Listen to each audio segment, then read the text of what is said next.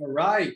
What is going on, iCoach Nutrition family? I am back again. I apologize for last week.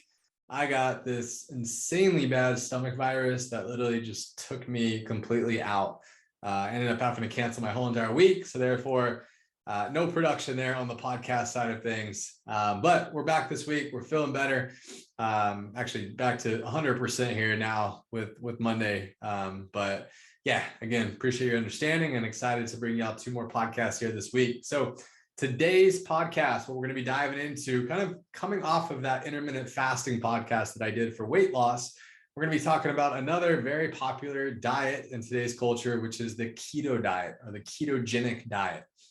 Now, I'm going to specifically be talking about the keto diet in reference to why it can work for weight loss. And I'm going to give you the simplified version as to why it typically works for weight loss. Now, if you think to yourself, the keto diet, this is something where you're consuming mainly fats, right? And preferably mainly healthy fats in your diet. There's minimal protein, there's almost non-existent carbohydrate intake. And the whole idea is to be able to get you into a state of what's referenced as ketosis. Now, most people that do the keto diet, they don't ever actually get into ketosis in the first place. And if they do, they're definitely not staying in a can't talk this morning. First podcast back.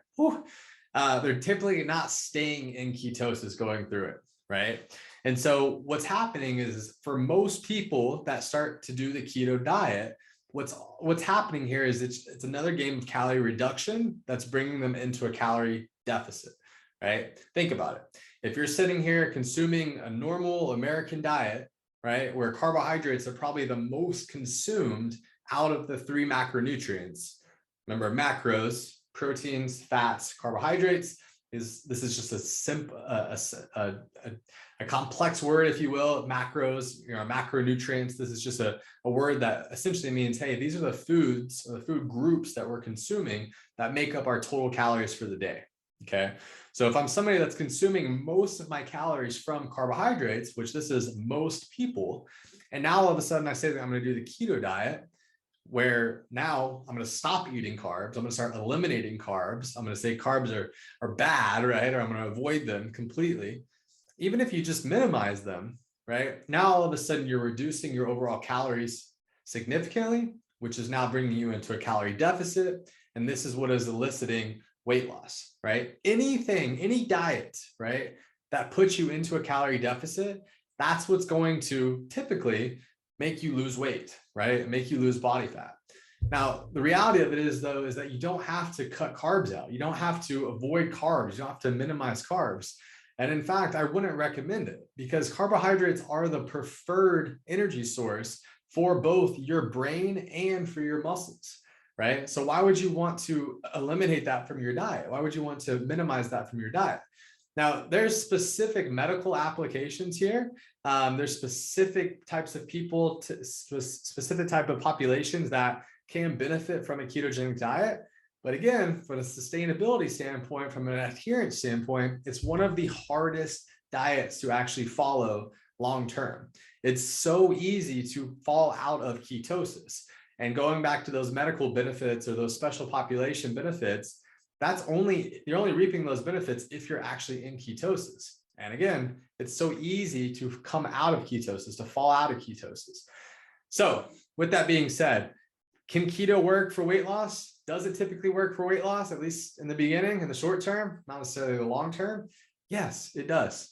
But it's not done through any crazy fancy way of getting into ketosis most of the time. I'd argue 95% or more of the time is simply just because you were consuming X amount of calories, you cut your carbohydrates out, now you're reducing your calorie intake, bringing yourself into a calorie deficit, and this is why you're losing weight. This is why you're losing body fat, okay? So with that said, do you need to do the keto diet to lose weight? No. Do you need to do or follow any diet out there to lose weight? No. You can budget your calories however you see fit to include whatever foods that you want to be able to include and still be able to eat in a calorie deficit, right? What this comes down to is learning how to budget your calories, right, in a way that works for your lifestyle.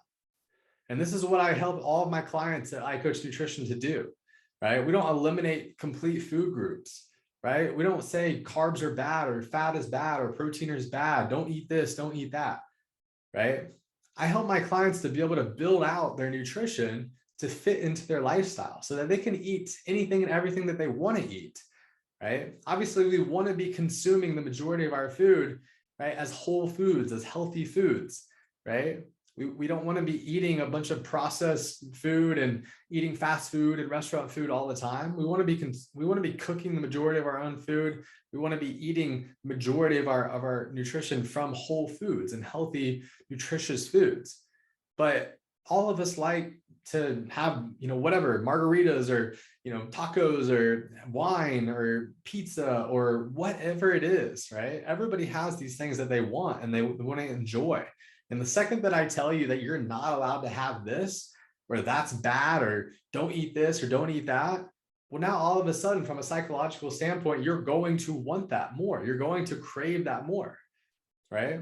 So instead of creating a list like so many different diets and programs do, as to like, this is good and this is bad, eat this, don't eat that, why don't you just learn to, and this is what I would recommend, budget your calorie intake. Start to understand and learn how many calories are actually in the foods that you're consuming, both when you're cooking and when you're going out to eat, right?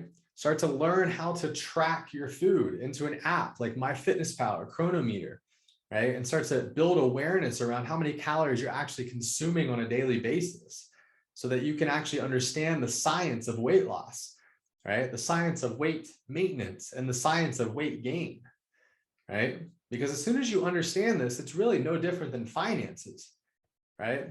And becoming more financially illiterate, right? Becoming more financially savvy, becoming more financially confident. It's the same thing with your body and learning how to lose weight, learning how to maintain your weight, learning how to gain weight, right? And ultimately that comes down to building awareness around how many calories you're consuming on a daily basis and learning how to budget your calories in a way so that you can stay in a calorie deficit or at maintenance calories or in a calorie surplus based off your goals and what you're trying to accomplish there. So again, bringing this back to the original question, can keto work for weight loss? Yes. Can any diet work for weight loss? Yes. It's not the diet. If you're not losing weight, it's not the diet. It's the fact that you can't consistently stay in a calorie deficit. The calorie deficit, this word, calorie deficit, this is the most important word that you will ever need to learn when it comes to weight loss and losing body fat. The way in which you go about putting yourself into a calorie deficit, staying in a calorie deficit, right? That's up to you. There's a million different ways to go about that. But ultimately, the calorie deficit is what's eliciting the weight loss. It is what's eliciting the fat loss. And without truly understanding how many calories you're consuming on a daily basis and learning how to track your food, you will never really gain that confidence. You will never really build the awareness that you need to create long-term success with your nutrition. Because ultimately, you'll be guessing. You won't know what your calorie intake is, right? And so you will be one of these people that's saying, oh my gosh, keto worked for me, right? Or paleo worked for me, or Whole30 worked for me, or this or that. Well, if you're not still doing these things, then those things didn't work for you. If you lost weight 3 years ago, 5 years ago, whatever, from doing these things, but then you gained it back, those things didn't work for you. They worked for you in the short term, right? But ultimately they set you up for failure in the long term, right? And this is because there's a lack of awareness with so many of these diets, because so many people don't want to track their food. And so therefore people will create things like the keto diet, where you can just cut carbs and that brings you into a calorie deficit, that makes you lose weight. But what's the exit strategy after that? Because you can't eat in a calorie deficit forever, right? You have to bring yourself out of a calorie deficit back to maintenance calories so that you can actually maintain the weight loss that you just worked so hard to get in the first place. Because if you fail to do that, if you fail to do the diet after the diet, if you will, then you always gain that weight back. And the more unsustainable the approach to lose the weight, the faster that weight's going to come back. So let me know what questions you have. Drop them in the comment section here below. And as always, guys, I appreciate you. If there's ever any questions I can answer for you, don't ever hesitate to send me a message, drop a comment. That's what this group is for. It's for education, accountability, support. And yeah, until next time, hope you all have a great week.